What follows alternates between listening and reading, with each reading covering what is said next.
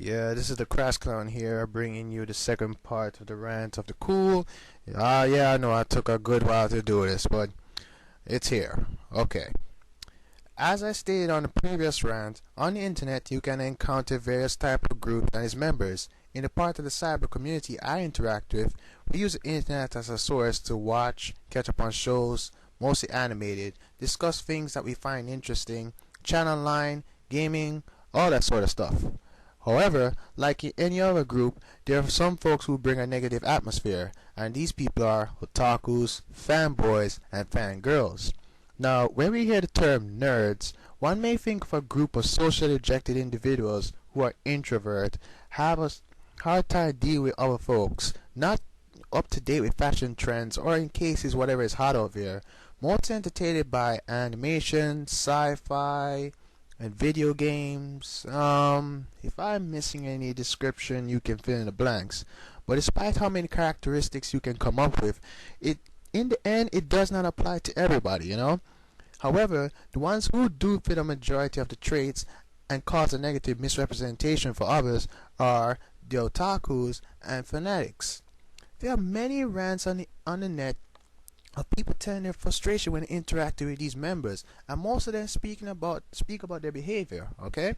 However, the nature and the lifestyle of the otakus and the extreme fanboys are rarely talked about. Why? I honestly have no freaking idea. But I think if somewhere to get into it, it will be a reflection of oneself.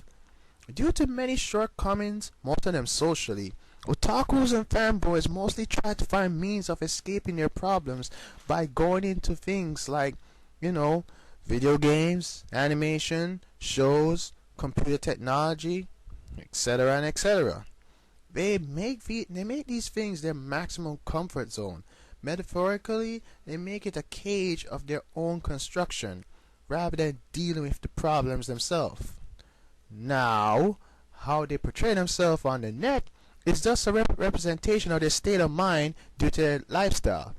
Let's say if someone will have a negative opinion on something these folks like, they then take it as an attack on their pride and what they hold so dear. Worse, if the opinion is directed to the fans themselves. It's natural for people to take offense if their comfort zone is disrupted or attacked, right? But in this case, holding on to these material things that should just be for your entertainment rather than a source of escape isn't going to benefit you at all. Alright? I'm sorry, but to the people out there who have their interest in games and all the sort of stuff, personally, I feel like if you're at least in your 20s going up, they're not stuff worth holding on to as hobbies, unless you're going to do something within those fields. I really don't expect to be watching animation forever. God willing, I'll be making my own ideas for story, character personalities, and scenes, or I will just watch animation for inspiration for ideas. Another reason for the negative behavior from fanatics is not that they is that they don't want to let go of their childhood, which is quite understandable in a sense, but if it comes at a cost of maturity and responsibilities, what is the purpose of holding on to them? You gain absolutely nothing at all, unless a reputation of low self-esteem, doubting abilities, and anxiety is seen to you as lifetime achievement awards. Knock your fucking self out. Being mature for the sake of childhood things does not mean that you're going to lose yourself, but rather you're developing to your true self. And when you get to that state of mind, you have a better chance of dealing with things in life. Another thing is that you don't have to be a genre fanatic to escape from reality matters, because we know damn well that the regular fans do the same shit. Cases could be responsibilities and tasks that you should do and you should get to, but you keep procrastinating with. Avoiding study for a test, looking out for a job, talking to people, or simply doing something productive. All those stuff and more because we're too busy delving into things to provide escape and comfort. Come on now, folks. Come on. When we reach that stage in life and get comfortable with it, you are a lost fucking cause, alright?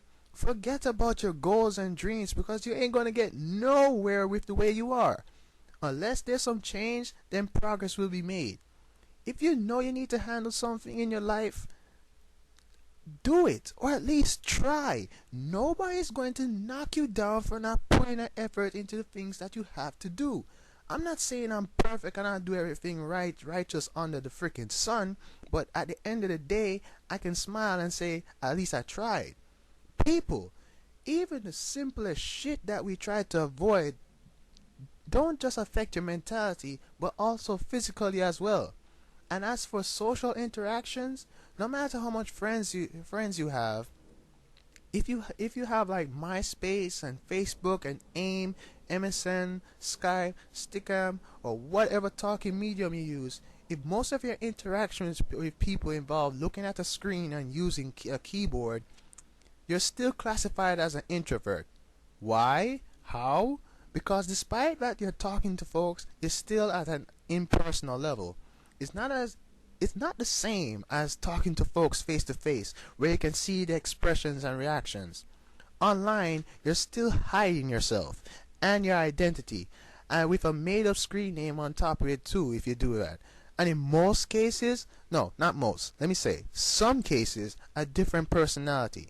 In other words, think of the online interaction thing as a high-tech pen pal system. Okay? On to other things.